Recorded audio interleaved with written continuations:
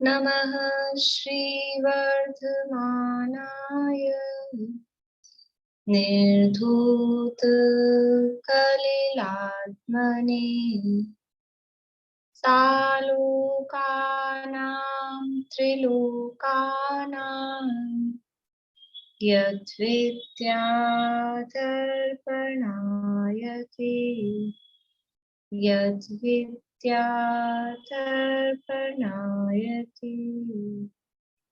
सकल पापमल प्रक्षालक श्रीवर्धमान को करुण नमन लोकालोक प्रकाशित करने जिनकी विद्या है दर्पण जिनकी विद्या है दर्पण।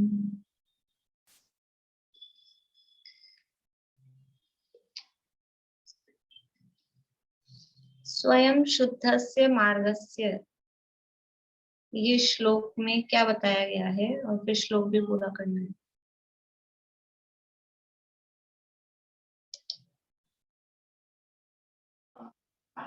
इसमें उपगुहन का स्वरूप बताया गया है। स्वयं शुद्धस्य मार्गस्य बालासक्त जनाश्रयम् वाच्यतां यत्र मार्जन्ति तद्वदन्त्युपगुहनम्। बालाशक्त जनाश्रयम् जनाश्रयाम जनाश्रयाम्। ठीक है, बढ़िया। सदृष्टि ज्ञान वृत्तानि,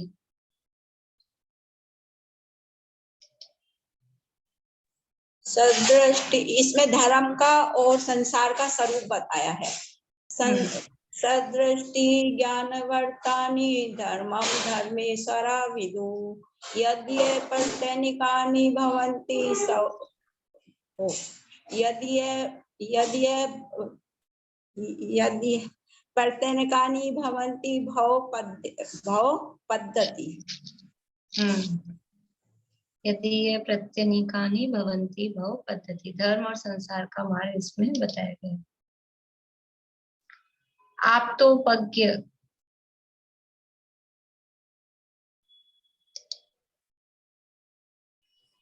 आप्त का स्वरूप, आप्त का स्वरूप गलत। ओ, आप्त का स्वरूप नहीं, आगम का स्वरूप। आप्तोपज्ञमनुल्लंघ्यं दृष्टेष्ट विरोधकं तत्वोपदेशकृत सार्वं शास्त्रं कापत घट्टनम। आगम का स्वरूप 6 प्रकार से बताया है। ठीक, बता। नांगहीनम,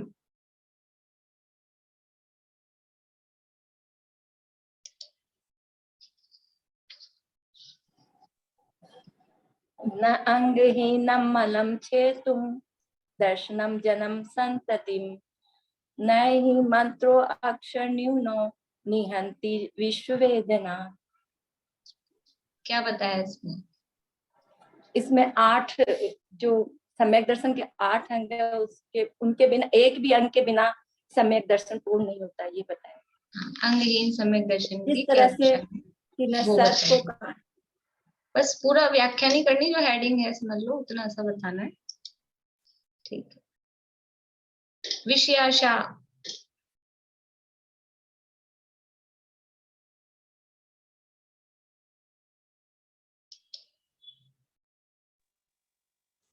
विषयासावशातीतो निरारंभो परिग्रह ज्ञान ध्यान तपोरक्त तपस्वी स प्रशस्यते।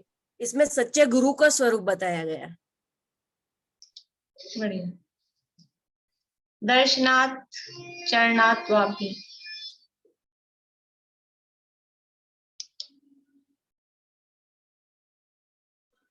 दर्शनाचरणाद्वापि चलितां धर्मवत्सले प्रत्यवस्थापनम प्राज्ञे स्थितिकरणम उच्यते। इसमें स्थितिकरण की उच्चता का भाव बताया गया है। कैसे स्वरूप बताया है। पहले आप इस श्लोक में क्या बताया गया है ये बताएं तो ज्यादा अच्छा है। उस श्लोक बोलने के बाद तो पता ही लग जाता है। पहले इस श्लोक में क्या बताया, उस शुरू होते ही अपने को ध्यान में आए। परमेष्ठी।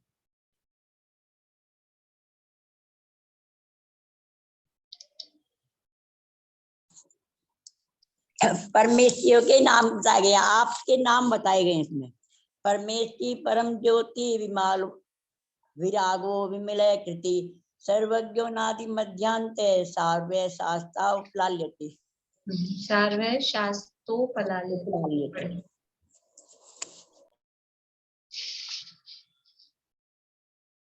आप तेनो छिन्न दोषेण। आते नो, इसका इसमें आपका लक्षण बताया दीदी। आते नो छिन्न दोषेण, आते नो छिन्न दोषेण सर्वज्ञेन गणेशना। मुझे श्लोक पूरा याद नहीं है। भवितव्यम भवितम नियोगे नान्यथा याप्तता भवेत्। स्वयुत्थान प्रति।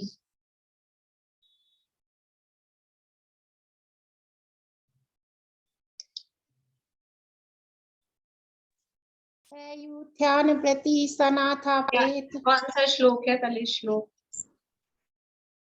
इसमें वात्सल्यम का वो बताया गया है। वात्सल्य का स्वरूप। हाँ, स्वयुत्थान प्रति सनाथा पेत केतवा। स्वयुत्थान प्रति सद्भाव। सद्भाव सनाथा पेत केतवा। अक्षर याद नहीं आ रहा। चलिए श्लोक कौन पूरा करेंगे?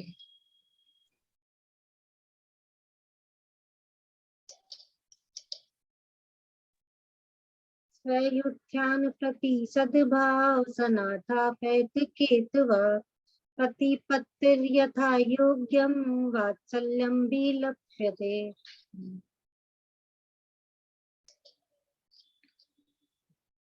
स्वभाव तो अशुचो।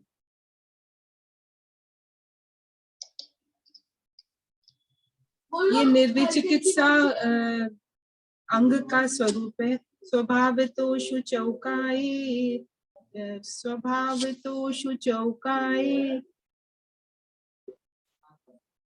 स्वभाव पवित्रते, निर्जुगुप्सा गुण प्रीतिर्मता निर्विचिकित्सिता। इदमेवीदृशम्।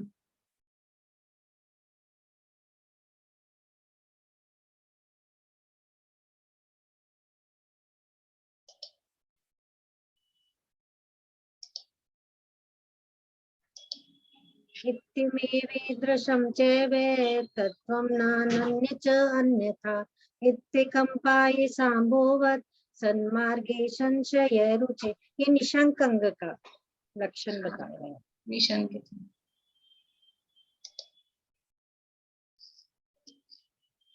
शुद्ध पिपासा।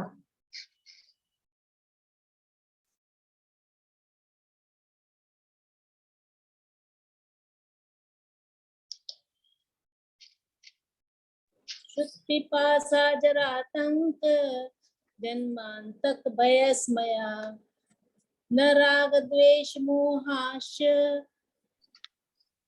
यस्याप्ता स प्रकीर्त्यते। इसमें बताया कि 18 दोषों से मुक्त होना चाहिए आपको, तभी वो निर्दोष होते हैं। ठीक है, आप लोगों को पहले हेडिंग बताना है फिर श्लोक बोलना है। ठीक है। श्रद्धानम परमार्थानाम।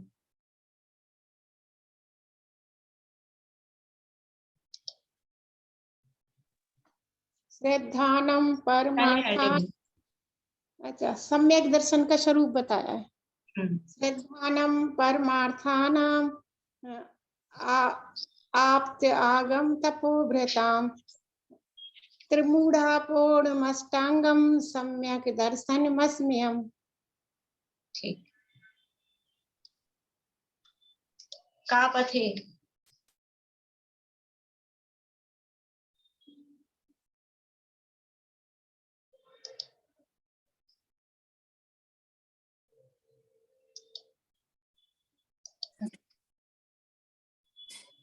पथे पथि पहले हेडिंग ये अमूढ़ देख दृष्टि के, श्लोक भी देख के बोले, हेडिंग भी देख के बोले, तो फिर क्या मजा। हेडिंग तो कम से कम बिना देखे बोलिए। अमूढ़ दृष्टि का बताया हुआ है। हाँ, पथे पथि दुकानाम का पथे पथि दुकानाम का सनाथा पेत कहतवे ने का पथे पथि दुकानाम कायस्थे पे संवृत्ति असंप्रति कीर्ति नत कीर्ति मूढ़ा दृष्टि रुच्यते। ठीक है। श्लोक शब्द कौन बोलेंगे?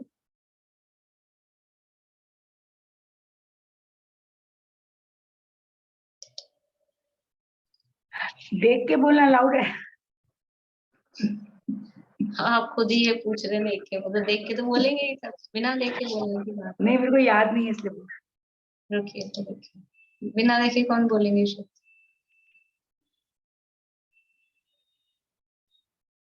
बोलिए वर्षा। कापथे पथि दुःखानां कापथस्तेऽप्य सम्मति असंप्रक्तिर अनुत्कीर्तिर्मूढा दृष्टिरुच्यते। असंप्रक्ति रनुत्कीर्ति रमूढ़ा दृष्टि रुच्यते। ठीक है, बढ़िया। अपनी चर्चा यहाँ चल रही है, रिवीजन चल रहा है, और 15 श्लोक तक की चर्चा अपनी हुई थी। 16 नंबर का श्लोक है, 149 नंबर का क्वेश्चन है, और पेज नंबर 31 है। विस्थितीकरण अंग का स्वरूप व श्लोक बताइए।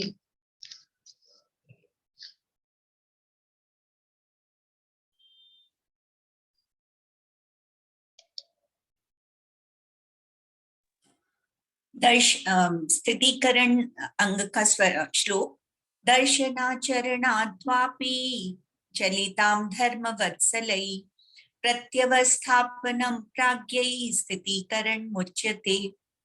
यदि कोई सम्यक दृष्टि जीव अपने स्वभाव से, अपने चारित्र से च्युत हो रहा है, तो उसे पुनः धर्म में स्थापित करना स्थितीकरण अंग कहलाता है।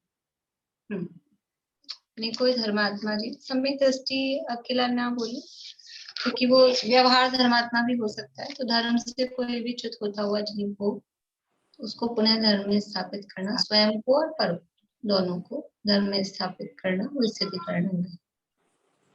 धर्मात्मा पुरुष के परिणाम किन कारणों से धर्म से चिग जाते हैं या चिग सकते हैं?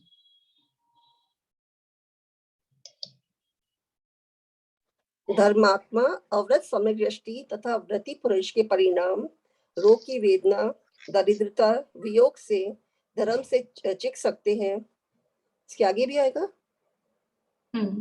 रोग की वेदना, दरिद्रता या वियोग आदि से धर्म से चिक सकते हैं। ठीक है। हमें क्या दुर्लभ चीजें प्राप्त है?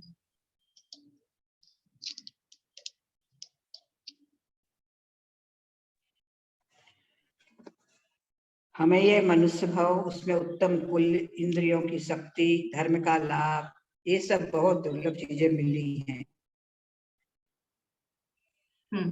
हमें मनुष्य भाव, उत्तम कुल, इंद्रियों की शक्ति और धर्म का लाभ, ये बहुत दुर्लभ चीजें मिली हैं। बढ़िया। क्या दुखी होने से हम कर्म से छूट जाएंगे?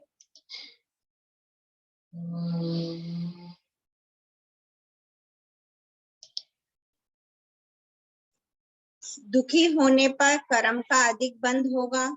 कायर होकर भोगेंगे तो भी कर्म नहीं छोड़ेगा, और धीरपने से भोगेंगे तो भी कर्म नहीं छोड़ेगा। दुर्गति का कारण तो यह कायरता है, उसे धिक्कार हो। बात आपकी सही है, लेकिन जैसे जो प्रश्न था ना, ऐसा लग रहा है उसका तो जवाब ही नहीं है। क्या दुखी होने से हम कर्म से छूट जाएंगे? तो पहले एक शब्द में जवाब तो दें कि नहीं, दुखी होने से हम कर्म से नहीं छूटेंगे। एक बार ये जवाब आ जाए, फिर आप आगे की बात। ठीक है, बढ़िया। दुखी होना तो कायरता है, दुखी होने से कर्म से नहीं छूटेंगे। धर्म से चित्ते हुए जीव को किस प्रकार उपदेश देकर धर्म में पुनः स्थित करना चाहिए, अथवा स्वयं को भी धर्म में स्थित रहने के लिए क्या विचार करना चाहिए।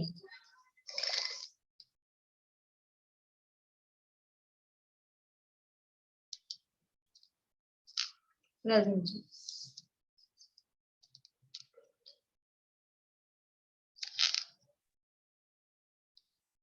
धर्म से चित्त होते हुए मनुष्य जीव को या स्वयं को अपने यह समझाना चाहिए कि मनुष्य जन्म का फल तो दृढ़ता तथा संतोष व्रत सहित धर्म का सेवन करके आत्मा का उद्धार करना है। यह मनुष्य शरीर तो रोगों का घर है, इसमें रोग उत्पन्न होते हैं तो क्या आश्चर्य है। यहाँ तो धर्म ही शरण है, रोग तो उत्पन्न ही होगा, संजोग है वह वियोग सहित ही होता है, किसने नहीं पाए। अतः अपना साहस धर्म करके एक धर्म का ही अवलंबन ग्रहण करो। जो वस्तुएं उत्पन्न होती हैं वे सभी विनाश सहित हैं। इस शरीर का ही वियोग होना है तो अन्य सभी अपने अपने कर्म के उदय के अधीन उत्पन्न होते हैं और मरते हैं। वे उत्पन्न होंगे और मरेंगे, उनका हर्ष विषाद करना वृथा बंध का कारण है। ऐसा समझा करके उन्हें वापस से स्थितिकरण किया जाए। आगे का भी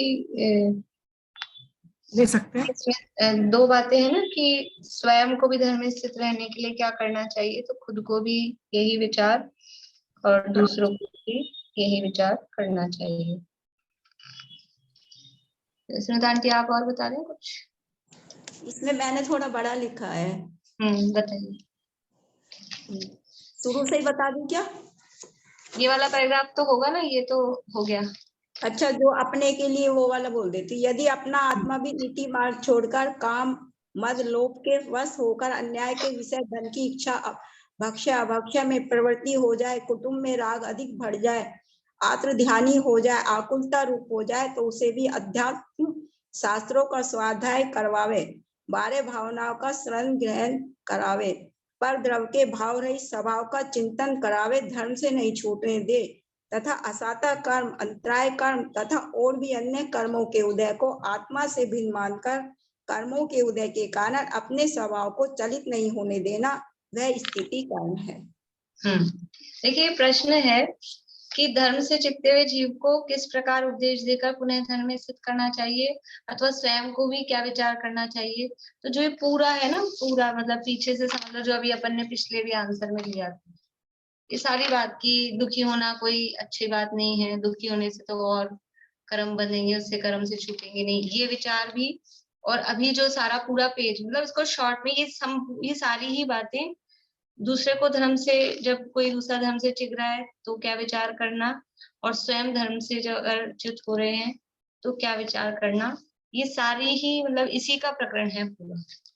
तो उसको अपने भाषा में यथा योग्य शॉर्ट करके उसको समझना चाहिए। मनुष्य जन्म का फल क्या है?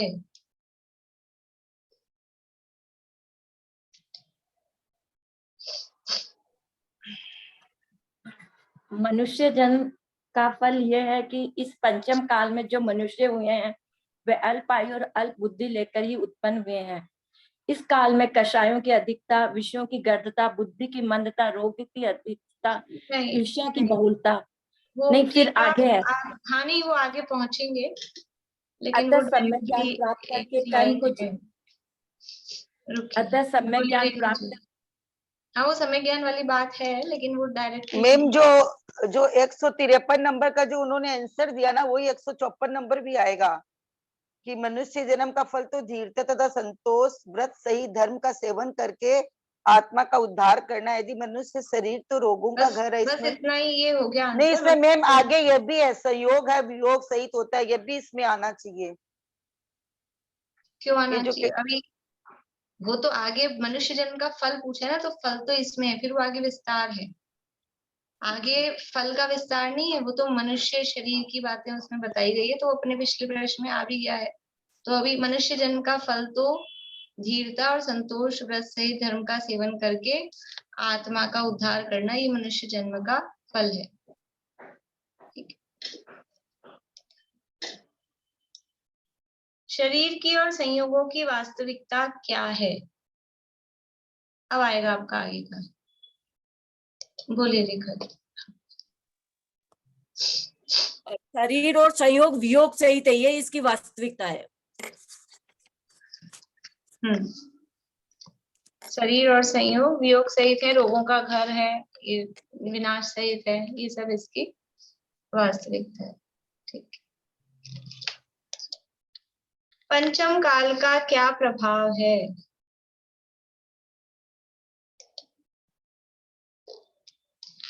दीदी इसमें ये वाला पैरा आएगा इस दुष्म काल में, मतलब पंचम काल तो दुष्म काल बना ना, दुखम काल। हाँ, इस दुष्म काल के जो मनुष्य है वे अल्पायु और अल्प बुद्धि लिए ही उत्पन्न होते हैं।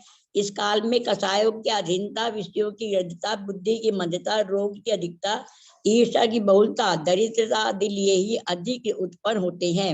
अतः मतलब यही बात है दुष्म काल की, ये पंचम काल का प्रभाव है। प्रभाव है, ठीक है ना, ये पंचम काल का प्रभाव है कि मनुष्य की आयु कम है, अल्प आयु है, अल्प बुद्धि है, कषाय अधिक है, विषय अधिक है, बुद्धिमंद है, रोग अधिक है, ईर्ष्या है, दरिद्रता है, ये सब इस पंचम काल का प्रभाव है।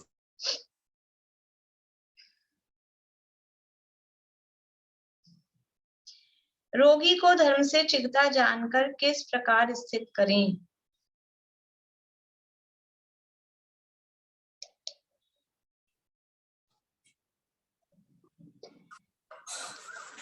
कोई रोग की अधिकता के कारण ज्ञान से चलायमान हो जाए तो व्रत भंग करने लगे, अकाल में भोजन पानी आदि मांगने लगे, त्याग की भी वस्तु को चाहने लगे, तो उसे अवज्ञा नहीं करनी चाहिए। उस पर दया करके ऐसा मधुर उपदेश आदि दे जिससे वे फिर से सचेत और सावधान हो जाएं। हाँ, इसको यानी इस पर उसको मधुर उपदेश देना चाहिए। रोग की अधिकता के कारण वो चलायमान हो तो उसको सचेत सावधान करने योग्य उपदेश देना चाहिए। मैं इसी संबंध में चीज पूछ रही हूँ, जैसे मेरी ताई जी हैं, 92 इयर्स की हो गई हैं, तो वो जिंदगी भर कुछ नहीं खाई और अब आजकल वो क्या करती हैं, मांग मांग के खाती हैं। तो उनको कैसे रोका जाए, क्योंकि हम लोग रोकने का कोशिश करते हैं, वो सुनती ही नहीं है। जैसे कांजी बड़ा कभी नहीं खाई, तो एक दिन कांजी बड़ा खा ली, एक दिन बोलती है मेरे को बाजार का ये खाना है, जो कभी उन्होंने जिंदगी में टच नहीं किया, त्याग है उनको एकदम। ऐसे अभी बात आई, उनको याद दिलाएं कि आप इस तरह से नियम संयम पालते थे और उसकी अभक्षता के बारे में बताएं। नहीं, ये उनकी वस्तु ऐसे बनती है, उम्र हो गई है तो सुनने को तैयार ही नहीं होती है कुछ भी। और उनकी बहू भी, हम लोग सब भी बहुत कोशिश करते हैं घर में बनाकर उनको कहते हैं कि हाँ ठीक है बजे, मतलब क्यों हम उनका नियम भंग करें घर में बनाकर, और कि भाई ये वही है, अब थोड़ी सी महाचारी समझ लीजिए अगर वो नहीं मानने को तैयार है। हमारे भाव ये है कि हम उनका नियम भंग नहीं करें, और वो समझ लीजिए अपना विवेक या ज्ञान उनका इस तरह का हो गया है कि वो विचार नहीं कर पा रही है, तो यथासंभव जो भी उपाय हो। क्योंकि उनकी आयु अच्छी हो गई ना, तो दारिद्र्य से दुखी को किस प्रकार धर्म में स्थित करें? अंकल बोलेंगे।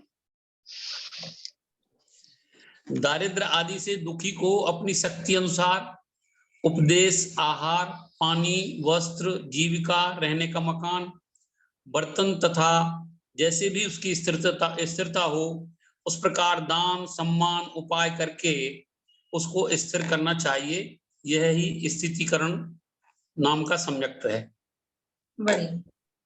यानी दारिद्र्य से, देखो रोग से दुखी था तो उसमें केवल उपदेश की बात कही थी कि मधुर उपदेश दें, लेकिन दरिद्रता से दुखी है तो अकेला उपदेश के लिए नहीं कहा, उसको आहार पानी वस्त्र आजीविका बर्तन जो भी चाहिए, क्योंकि अकेले उपदेश से काम नहीं चलेगा। वो दरिद्रता से दुखी है तो उसकी वो व्यवस्था भी, उपदेश भी और वो व्यवस्था भी उसकी हो तो वो फिर वो धर्म में स्थित हो पाएगा। यदि स्वयं यदि धर्म से च्युत होने लगे तो किस प्रकार धर्म में स्थित करें? तो ये वो जो बड़ा प्रश्न था उसमें आ गया इसका जवाब। ये जो लास्ट वाला पैरा है वो पहले एक प्रश्न बड़ा लिया कि टोटल उसमें कवर हुआ, उसके बाद में अगर छोटे छोटे प्रश्न बनाए तो फिर क्या जवाब होगा, इसलिए वो उसके अलग अलग प्रश्न बनाए। समझ में आ गई आपको पद्धति, स्टाइल समझ में आ गई? ठीक है, आगे बढ़ते हैं। बोलिए रेखा जी। अपनी यदि हमको धर्म अपनी आत्मा, क्या बता रहे हैं आप? अभी वो प्रश्न का जवाब तो उसको तो कह दिया मैंने, वो तो हो गया है ना। चलिए बोल दीजिए, आप बोल दीजिए। जैसे आपने बोलिए बोलिए। यदि स्वयं धर्म से च्युत होने लगे तो किस प्रकार धर्म में स्थित करें? अगर अगर हमारा धर्म से मन च्युत होने लगे तो हमें दूसरे का मन होने लगे, वो किसी अपने दुख के कारण या उसके परिस्थिति के कारण वो अपने धर्म को छोड़ के च्युत होने लगे, तो हमें उसको उसका मदद करना चाहिए। उसको जैसे आहार, पानी, वस्त्र आदि का सहयोग देना चाहिए। किसकी मदद करनी चाहिए? दारिद्र है, जो धर्म से च्युत हो रहे हैं, जो कि प्रश्न ये है कि यदि अपन स्वयं धर्म से च्युत हो रहे हैं, स्वयं यदि धर्म से च्युत होने लगे तो किस प्रकार धर्म में स्थित करें, ये प्रश्न चल रहा है। अच्छा, तो इसके लिए तो हमको ये होगा कि हमको अपने आप को 12 भावना से जोड़ना चाहिए। और अगर हम च्युत हो रहे तो आकुलता हो जाए तो अध्यात्म शास्त्रों का ध्यान करें, 12 भावना को ग्रहण करें, आत्मा के अजर अमर अविनाशी एकांकी पर द्रव्य के भाव रहित स्वभाव का चिंतन करें, धर्म से नहीं छूटने दें, असाता कर्म, अंतराय कर्म तथा अन्य कर्मों के उद्देश्य को आत्मा से भिन्न मानकर कर्मों के उदय के कारण अपने स्वभाव को चलित नहीं होने दें। बढ़िया। वो अपने को स्थिर रखें, अपने आप को धर्म से हम उसमें अपना स्वयं भी धर्म से च्युत हो रहे हों तो अध्यात्म शास्त्रों का स्वाध्याय करें, 12 भावनाओं का विचार करें, आत्मा के स्वरूप का, परद्रव्य के प्रभावों से रहित ऐसा भेद विज्ञान के स्वरूप का, कर्मों के स्वरूप का कि असाता है कि अंतराय कर्म है, ज्ञानावर्णादि कर्म है, उन कर्मों के स्वरूप का विचार करके ये कर्म के उदय के कारण ऐसा हुआ है, मैं इस कर्म से भिन्न हूँ, भेद विज्ञान का भी विचार करके स्वयं को जैसे तैसे जिस भी प्रकार से धर्म में स्थित करें, ये स्वयं का स्थितिकरण अंग होगा। और जो ऊपर जो सारी बातें बताई, अगर स्वयं के साथ वो परिस्थितियां बन रही हैं कि रोग है, कि दरिद्रता है या अन्य कोई परिस्थिति है, तो वो जो दूसरों के लिए विचार कहा गया है वो अपने लिए लागू पड़ेगा कि नहीं पड़ेगा? खुद के लिए भी लागू पड़ेगा। खुद भी वो विचार करें, रोग की अधिकता है तो शरीर के स्वरूप का विचार करें कि शरीर रोगों का ही घर है, दरिद्रता आई तो ये भी कर्म के उदय का प्रभाव है। इस तरह से ये सब विचार करें। ये जो बात है ना, ये दारिद्रता का जो आया है कि ये इसको शक्ति अनुसार सब सामान देना चाहिए, उससे उसका ये बात मेरे को जस्ट नहीं है। उससे स्थितिकरण अगर आज कोई दरिद्र है, उसको हम सब अगर सामान उसकी व्यवस्था जुटा देंगे तो उसका धर्म में स्थितिकरण हो जाएगा। ये नहीं कह रहा कोई दरिद्र है तो वो धर्म में लग जाएगा। अगर कोई धर्मात्मा था और वो दरिद्रता के कारण धर्म से च्युत हो रहा है, अच्छा, तो हर किसी दरिद्र को व्यवस्था कर देंगे तो वो धर्म में लग जाएगा, ऐसा नहीं है। तो दुनिया में कमी थोड़ी ना है, रेड लाइट पे खड़े होते हैं और सब दिखते हैं, तो वो धर्म में नहीं लगेंगे।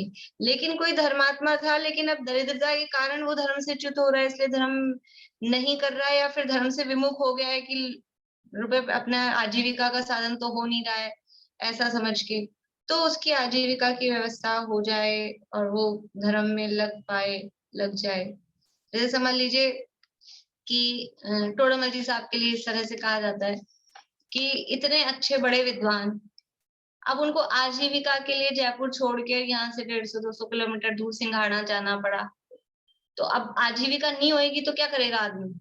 तो अगर उनकी आजीविका की व्यवस्था और ऐसी आजीविका हो जाए उसमें ज्यादा उनको बोझा नहीं हो मेंटली और फिजिकली, तो वो अपना जो साहित्य लिखने का काम था वो अच्छे से कर सकते हैं। तो उनको उस तरह से निराकुल करके वो धर्म में जो जिस भी रूप में वो आराधना कर रहे हैं, अकेला इसीलिए नहीं कि वो कुछ लिख रहे हैं तो अपने काम आएगा। मान लीजिए कोई सामान्य भी व्यक्ति है, धर्मात्मा है, लेकिन वो आराधना करना चाहता है पर इसलिए नहीं कर पा रहा है कि इतना इतना समय तो नौकरी धंधे में इसी में देना पड़ता है, फिर आके थक जाते हैं, फिर उपयोग नहीं लगता है, या उस नौकरी के लिए कहीं कहीं ऐसी जगह जा जाके रहना पड़ रहा है जहाँ धर्म के साधन नहीं है, ऐसे काम करने पड़ रहे हैं। तो उनको यदि वो धर्मात्मा है, धर्म करना चाहता है, तो उनकी व्यवस्था जुटा के वो धर्म में स्थित करें। वात्सल्य अंग का श्लोक एवं स्वरूप बताइए।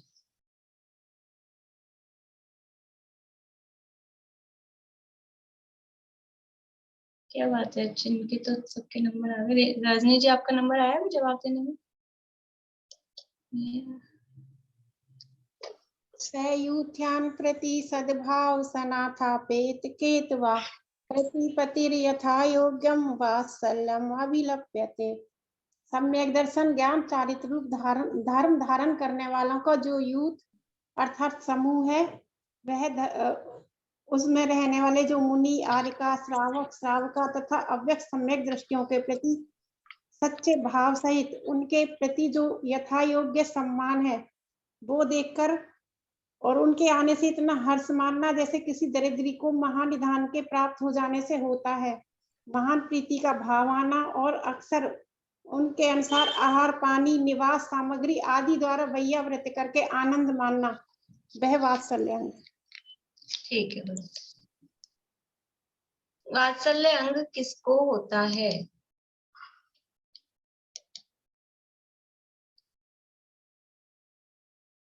वात्सल्य अंग सम्यक दृष्टि को होता है।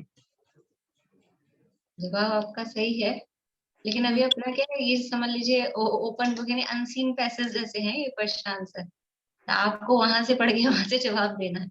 जिसको अहिंसा धर्म में प्रीत हो, हिंसा रहित कार्यों के प्रति सहित करता हो, हिंसा के निमित्तों को दूर से ही टालना चाहता हो, सत्य वचन में, सत्य वचन के धारी में, सत्य धर्म की प्रेरणा रूप में प्रीत हो, अन्य का धन व अन्य की स्त्री के त्याग में रुचि हो, परधन में पर स्त्री के त्यागियों में प्रीति हो, उसी को वात्सल्य अंग होता है। और भी आगे है 10 लक्षण धर्म वे धर्म के धारकों सधर्मियों में जिसे अनुराग हो और धर्म में अनुराग होने से त्यागी संयमियों में महान आदर पूर्वक प्रिय वचनों द्वारा प्रवर्ता को उसके वात्सल्य अंग होता है। हाँ, बढ़िया। यानी बात तो वही है, सम्यक दृष्टि की होता है मुख्य रूप से, लेकिन उसमें भी विशेष खुलासा करके बता रहे हैं कि जिसको अहिंसा में, सत्य में, अचौर्य में, ब्रह्मचर्य के पालन में, परिग्रह के त्याग में, इसमें जिसको रुचि है, वो सब बातें यहाँ कही है, उसको वात्सल्य। क्योंकि वात्सल्य किसके प्रति है? साधर्मियों के प्रति। और साधर्मी तो ऐसे ही होंगे ना जो अहिंसा का पालन करते होंगे, सत्य, ब्रह्मचर्य, आचौर्य, त्यागी तपस्वी होंगे। तो जिसको ये धर्म अच्छे लगेंगे तो वो धर्म का पालन करने वाले अच्छे लगेंगे, नहीं तो फिर उसको वो वात्सल्य आएगा कहाँ से? इसलिए उसको ये वात्सल्य अंग होता है। सम्यक दृष्टि को सच्चे धर्म में अनुराग होता है तो क्या उसे अन्य मिथ्या धर्मियों से द्वेष होता है?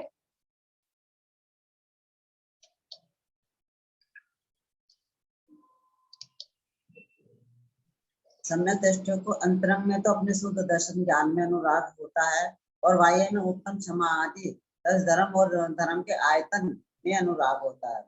अन्य मिथ्या दृष्टि से उन्हें द्वेष नहीं होता है, क्योंकि वे जानते हैं कि राग द्वेष मोह ये बंध के ही कारण है। इसमें मोह अर्थात मिथ्यात्व और द्वेष ये दोनों अशुभ भाव हैं। एकांत करके संसार त्रिधर्म का कारण पाप कर्म का ही बंद करते हैं, इसलिए उनको द्वेष नहीं।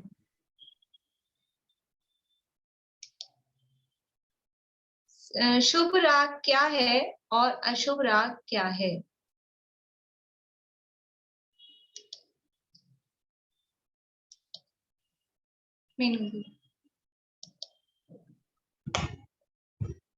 अर्हंताधिक पंच परमेष्टि में 10 लक्षण धर्म में स्याद्वाद रूप जिनेन्द्र के आगम में वीतराग के प्रतिबिंब में वीतराग के प्रतिबिंब के आयतन में अनुराग रूप जो शुभ भाव में तो शुभ भाव है, वह सर्वाधिक का साधक पुण्य बंद कराने वाला है तथा परंपरा से मोक्ष का कारण है। विषयों में अनुराग, कषायों में अनुराग, मिथ्या धर्म में, मिथ्या दृष्टियों में परिग्रह, पंच पापों में अनुराग रूप राग भाव है वही, तथा मोह भाव तथा द्वेष भाव ये सब भाव नरकादि में अनंत काल का भ्रमण कराने वाला है, यही अशुभ भाव है। यानी शुभ राग क्या है, अशुभ राग क्या है?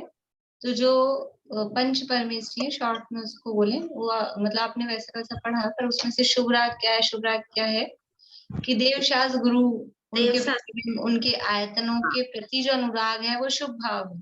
और विषय कषायों में मिथ्या खोटे देवी देवताओं में के प्रति जो अनुराग है वो द्वेष भाव है, मोह भाव है वो द्वेष भाव है।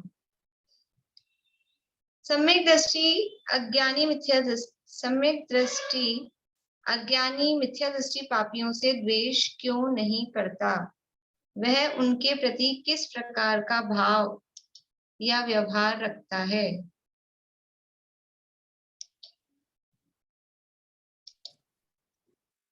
जो सम्यक दृष्टि है वह अज्ञानी मिथ्या दृष्टि पापियों से भी द्वेष भाव नहीं करता है, क्योंकि सभी जीव मिथ्यात्व कर्म के वह ज्ञानावरणादि कर्मों के वशीभूत होकर अपना स्वरूप भूले हुए हैं, अज्ञानी है। इनसे बेर करने से क्या साध्य है? इनको तो इसकी विपरीत बुद्धि ही मारे डाल रही है।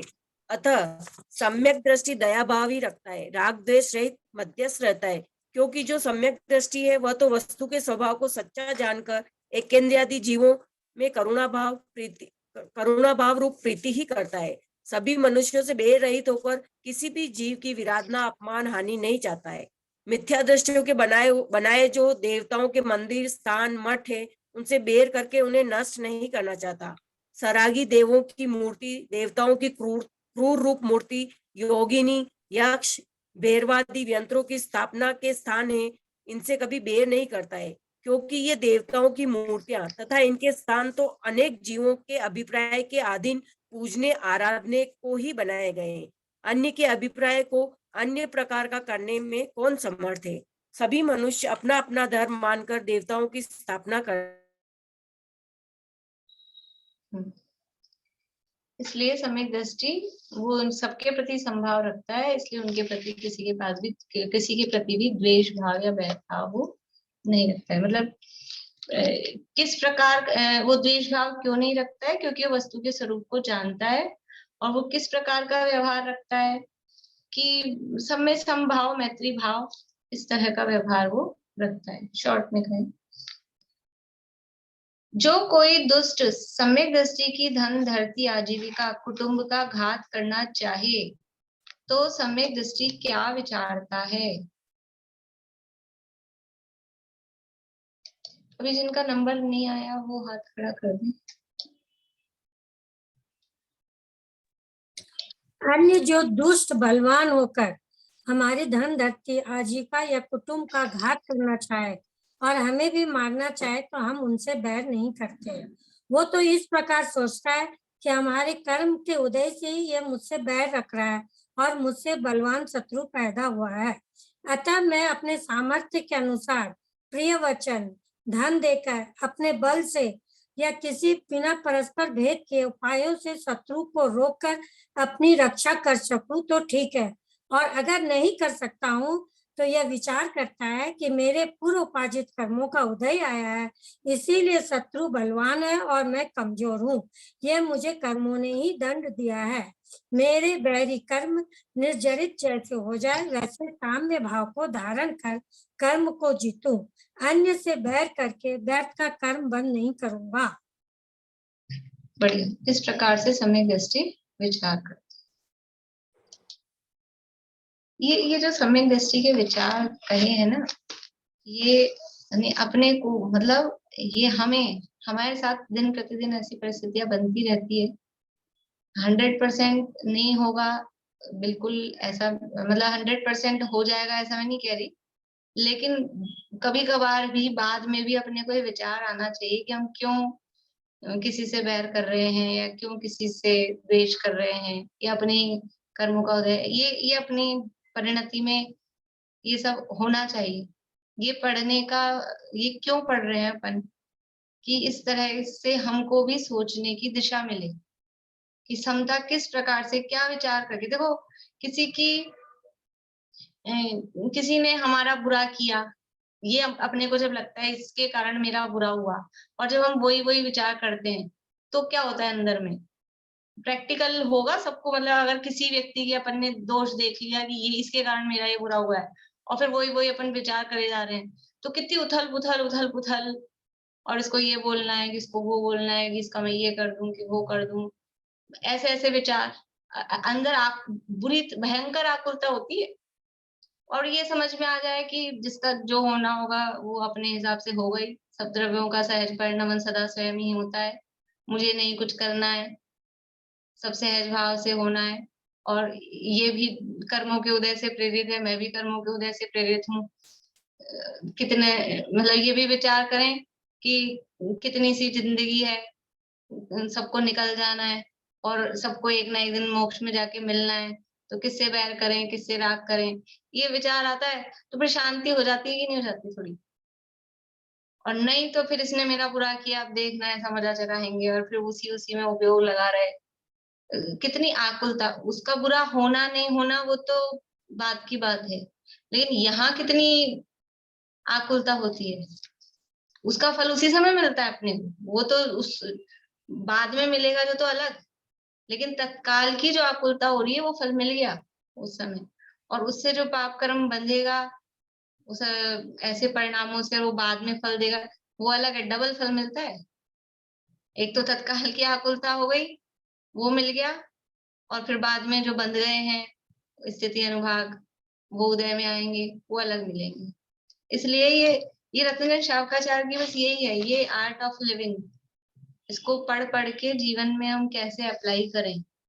हम हर बार अपन सफल हो जाएंगे जरूरी नहीं है, कभी कभी अपन फेल भी हो जाएंगे, कषायों के उदय में बह भी जाएंगे, लेकिन फिर लौट लौट के ये विचार अपने को आए तो कभी कभी सफल भी हो जाएंगे। बोलिए भारती। अच्छा, ये बोला ना साम दाम दंड भेद से, तो मतलब अगर कोई अपने को लगे कि अपने संग गलत कर रहा है तो हम लोग ये सब नीति अपना सकते हैं? हाँ, अगर उससे अपनी समझ लो साम दाम दंड भेद का मतलब बुरे अर्थ में नहीं होता है। यदि अपनी निराकुलता से, अगर दंड से कि दाम देने से अगर अपने निराकुलता से वो काम निपटता है या किसी को समझ में आ जाता है तो वो भी हम अपना सकते हैं। वो हमेशा बुरा ही होता है ऐसा नहीं है साम दाम दंड भेद, लेकिन हमारा प्रयोजन की अगर सिद्धि उससे हो रही है तो उस हिसाब से उसको कर लेना चाहिए। पर वैसे तो बेसिकली सब में संभाव रखना ही चाहिए। और मान लीजिए कोई हम अगर और कोई नहीं होता ना, परिस्थिति वश मान लो नहीं कोई हो पा रहा है। अब ये तो बात समझ लो इसकी चल रही है वात्सल्य की, तो उसमें भी जिस भी तरह से वात्सल्य बना रहे उस हिसाब से वो वहां बात कही। जैसे जैसे आपकी क्लास चालू होती है उससे पहले जैसे आकुलता चालू हो जाती है, अभी क्लास चालू होने वाली है, ये करना है वो करना है, ये काम निपटा ले, तो इन चीजों को रोक नहीं पाते, कितनी कोशिश कर लेते हैं। ठीक है, वो समझ लो शुभ के प्रति अपनी आकुलता है, अभी धीरे धीरे वो भी उसमें भी सहज। देखो ये एक आकुलता भी टाइम से अपने को बैठना होता है तो लगता ही है काम करें, तो आकुलता भी उस समय थोड़ी होती है, लेकिन वो आकुलता है अपनी अभी शुभ के प्रति। अभी अशुभ में आकुलता कम करें, अभी ये शुभ के प्रति हुई, और फिर धीरे धीरे इसमें ऐसा कह देंगे कि सहज होने दो, तो फिर क्या है कि ठीक है 10 मिनट लेट हुए कि 15 मिनट लेट हुए, कभी छूट गई, तो फिर स्वच्छंदता हो जाएगी। तो धीरे धीरे जब समझ में आएगा तो ये आकुलता भी, प्रयास ये रहता है, ये रखना चाहिए कि हम टाइम से बैठें। फिर भी अब प्रयास करते करते भी जिस दिन देर होनी होगी उस दिन होगी, तब सहज रहें। वो धीरे धीरे अभ्यास से हो जाएगा। चलिए, और कौन हाथ खड़ा कर रहे थे? बोलिए। इसी पेज में जो शुरू में लिखा है ना, थर्ड लाइन, बोल्ड लेटर्स में, मिथ्या दृष्टियों के बनाए जो देवताओं के मंदिर स्थान, तो सम्यक दृष्टि उन्हें समझाता नहीं, मतलब तटस्थ भाव से रहता है। नहीं, इसमें लिखा है उनको नष्ट नहीं करता है। हाँ, और नीचे भी यहाँ दिया है कि हाँ, यहाँ इसी वाले पैराग्राफ में आगे दिया है कि भाई वो अब उन्होंने उनके पूजने आराधने के लिए बनाए। समझ लीजिए किसी ने कोई अपना मंदिर बना दिया, कहीं भी सड़क पे वो कोई भी पत्थर खड़ा करते हैं, सिंदूर लगा दिया और वो मंदिर बना देते हैं। अब मंदिर किसी ने बना लिया, कहीं भी पेड़ के नीचे कोई पत्थर लगा के सिंदूर लगा दिया और ये भगवान हो गए हमारे। तो अब सम्यक दृष्टि समझाएगा, ये समझा सकता है कि ये वास्तविक देव नहीं है, ये इनको पूजना योग्य नहीं है, ये सब समझा सकता है, लेकिन ना उसको उखाड़ के फेंक दे, वो ऐसा काम नहीं करेगा। क्यों? क्योंकि उसमें हिंसा का भी दोष है। कि दूसरे का दिल दुखेगा ना। उसने तो भगवान मान के हम यहाँ पूजा आराधना करेंगे सोच के उसने वो काम वहां किया है। और अब जैसे मुसलमानों ने अपने मंदिर तोड़े तो हमारे दिल दुखा कि नहीं दुखा? तो वहां यहाँ भाव हिंसा हुई। ऐसे ही दूसरों का मंदिर यदि सम्यक दृष्टि तोड़ेगा तो उसके भाव प्राणों का घात होगा। इसलिए ऐसा काम वो नहीं करेगा, वो ऐसा द्वेष बैर नहीं करेगा उनसे। समझा सकता है, उपदेश दे सकता है, पात्रता देखकर बता सकता है, समझा सकता है, लेकिन उनका नष्ट करेगा उनके स्थानों को, ऐसा काम वो नहीं करेगा। ये तो अन्य मत की बात हुई। जिन धर्म के मत में जो मिथ्यात्व में है उन्हें तो वो समझा सकता ना, तब तो तटस्थ भाव में नहीं रहेगा। हाँ, समझाने के लिए मनाही नहीं है। देखो, मध्यस्थ भाव का मतलब ये है कि जो विपरीत वृत्ति वाले हैं, जो पता है कि अब इनको समझाने से समझेंगे नहीं, उनके प्रति मध्यस्थ भाव रहता है। और जिनका समझ में आता है कि इनको समझाया जा सकता है, उनको समझाएगा। समझाने का भाव भी किसको आएगा कि थोड़ा अपने को उनसे राग होगा। राग है तो तटस्थ रहा कहाँ, तो वो समझाने का भाव भी आएगा। और जिनसे अपना प्रयोजन नहीं है, राग द्वेष नहीं है, तो उनके न्यूट्रल रहता है। ठीक है, जिसकी जो जाने। और फिर अपनों में भी होता है कि समझने वाले नहीं है तो छोड़ देते हैं। ठीक है। बोलो, बोलिए, कौन बोल रहा है आप दोनों? मैं बोल रहा हूँ। हाँ बोलिए। एक तेरापंथी शुद्धामनाय का मंदिर है और समाज में 2 ग्रुप बने हुए हैं। उसमें क्षेत्र पद्मावती और क्षेत्रपाल स्थापित करना चाहते हैं कुछ लोग। तो हो सकता है मेजोरिटी उनकी हो, तो अपन को किस सीमा तक विरोध करना चाहिए उसका? मतलब वो करने लगे तो अपन को किस सीमा तक जाना चाहिए? वो मान लो बल में बहुमत में ज्यादा हो तो अपन को किस सीमा तक विरोध करना चाहिए उसका? सीमा तो ये है कि अपन कितनी पावर में, हम किस सीमा तक कर सकते हैं, हमारी कहाँ तक चलेगी। एक तो अपने में से इतनी ताकत हो कि हम केवल मीटिंग में बोल सकें, या फिर हमारे में इतनी भी ताकत है कि हम और उससे मतलब तो बोल सकते हैं, दंगा कर सकते हैं, झगड़ा कर सकते हैं, लेकिन मेजोरिटी उनकी है। दंगा वंगा करने का तो यहाँ मतलब आदे उपदेश है ही नहीं। दंगा वंगा नहीं, अहिंसक तरीके से ही, शांति से ही जो कुछ बात हो सके तो करनी चाहिए। नहीं तो फिर समझ लो काल का दोष समझ के कि यही प्रभाव है, ऐसा समझ के जो होना है वो सब ठीक है। दंगा वगैरह उपद्रव करने से भी, क्योंकि उपद्रव करने से भी ये जरूरी नहीं है ना कि वो फिर मान ही जाएंगे। वो हमारी एक की वो 2 होगी, 2 की 4 होगी। तो ऐसा तो बिल्कुल भी कहीं भी है ही नहीं जिनवाणी में कि इस तरह का काम करना चाहिए। उससे खुद में भी अप्रभावना होगी, अपने और अन्य मतियों के सामने भी अप्रभावना होगी, आपस में ही लड़ेंगे। इसलिए वो तो काम करना ही नहीं। यदि हमको वो नहीं रुचता और अपने में सामर्थ्य है, शक्ति है, तो अपनी धर्माराधना का अलग स्थान बना ले जैसा अपने को चाहिए, जिसमें किसी का इंटरफेयर नहीं हो। फिर मान लो वो अपने को फिर कुछ, अगर अपने को कोई बाधा नहीं देते हैं, अपन मत करो, मतलब अगर बन ही जाता है तो फिर पहले कोशिश करनी चाहिए, विरोध करना भी चाहिए, उसमें अनुमोदना बिल्कुल नहीं करनी चाहिए, हमेशा असहमति ही व्यक्त करनी चाहिए। लेकिन फिर भी मेजोरिटी उनकी आ रही है, वो करेंगे तो करेंगे, फिर क्या कर सकते हैं। दंगा अंगा करने की तो बात ही नहीं। चलिए, ये तो टाइम हो गया। एक क्वेश्चन ये बचा है, यदि कोई दुष्ट जीव मंदिर प्रतिमा का विघ्न करना चाहे तो सम्यक दृष्टि का क्या कर्तव्य है?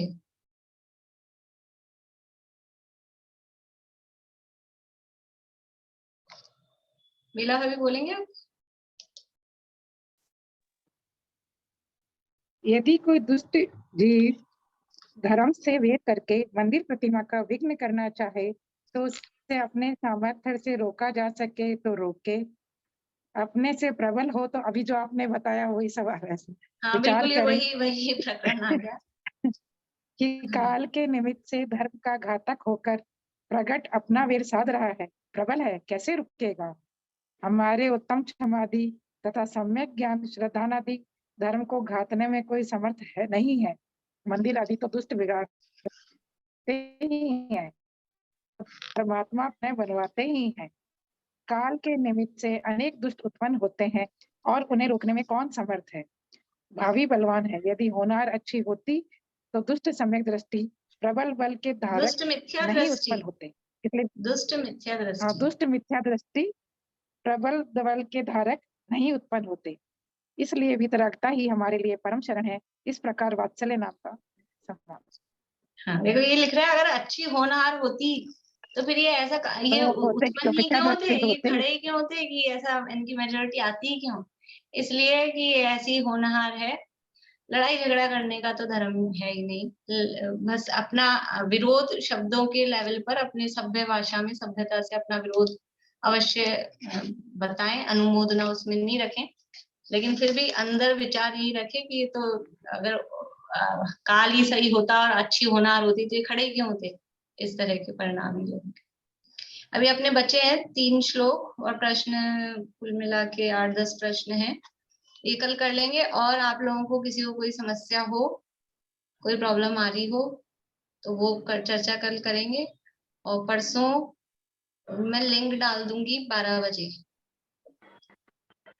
ताकि 2:30 बजे वाली क्लास नहीं बिगड़े अपनी, वरना मैंने 1:40 पे लिंक डाली तो फिर 2:30 बजे वाली सबकी छूट जानी है, तो तत्वार सूत्री क्लास भी नहीं बिगड़े। 12 बजे से लिंक डाल दूंगी, तो आपको जैसे समय हो उस हिसाब से कर लीजिएगा। भी बहुत सारे हाथ खड़े हो गए, बोली कविता जी। मैम पंच परावर्तन वाला भी इसमें आएगा क्या? नहीं, पंच परावर्तन तो कार्तिकेय अपेक्षा का विषय है, वो अच्छा। ये रत्नगण शाखाचार्य। कहानी बोलिए। वाले में से आप क्वेश्चंस लेंगे क्या? जो 8 कहानियां हैं उसमें से कहानी में से प्रश्न नहीं आएंगे, बस वो नाम आप लोगों को नाम याद नहीं। रखें। दीदी अभी कंटिन्यू कर ले इस क्लास में, क्या ये क्वेश्चंस अपन कार्तिकेय अनुप्रेक्षा वाले में कार्तिकेय अपेक्षा वाले में कंटिन्यू कर ले इसको, रत्न शाखाचार्य को। अभी हाँ, ये सब लोग नहीं, सहमति दे तो कल है ना क्लास, अभी परसों है कल कर पेपर, ले। ठीक है, ठीक है, कल करेंगे। फिर कहानियों में से नहीं आएगा ना कुछ भी? कहानी में से प्रश्न नहीं है। ठीक है, थैंक यू। कहानियां सुनूंगी मैं आप लोगों से, किसी दिन बता दूंगी, कहानियां सुनूंगी। अब अपने पास टाइम नहीं बचा, लेकिन कहानियां भी आनी चाहिए। ठीक है, बोलिए रजनी जी।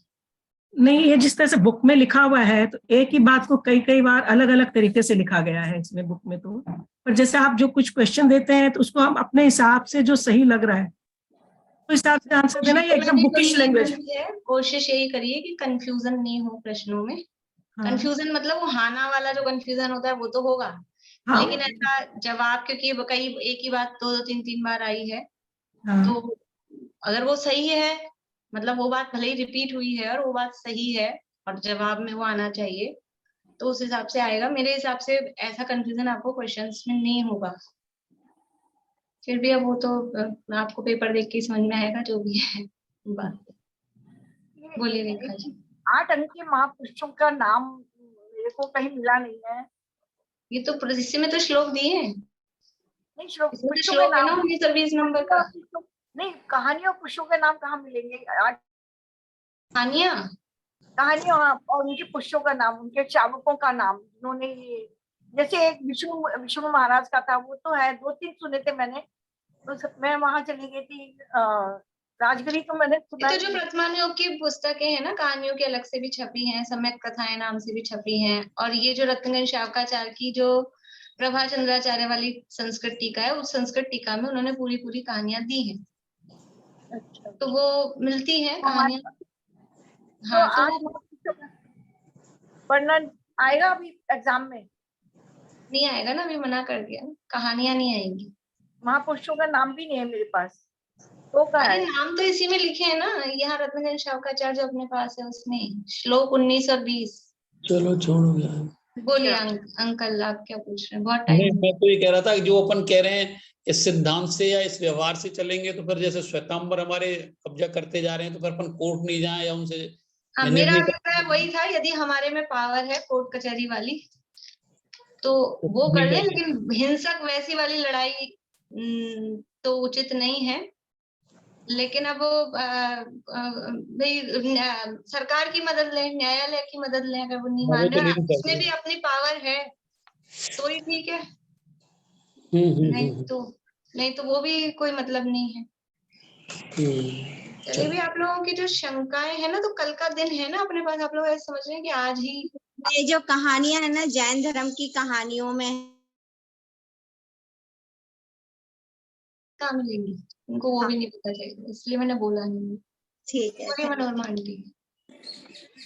सम्यक दृष्टि भोगों को औषधि समान मानता है या वो विष के समान मानता है, क्या आएगा? भोगों को औषधि समान मानता है या विष के समान मानता है? नई शब्द समझ आ रहा है आपका पहला शब्द। सम्यक दृष्टि भोगों को विष के समान मानता है और विष के समान मानता है, तो समझ में आ रहा है। दूसरा शब्द क्या बोल रहे हैं आप? दूसरा सब ध्यान नहीं आ रहा इसमें। दूसरा सब ये ना कि चलिए कल करते हैं, आप कल देख के रखिएगा, फिर कल करेंगे। अब बाकी सब बात कल करेंगे, ठीक है। जय श्री कृष्ण।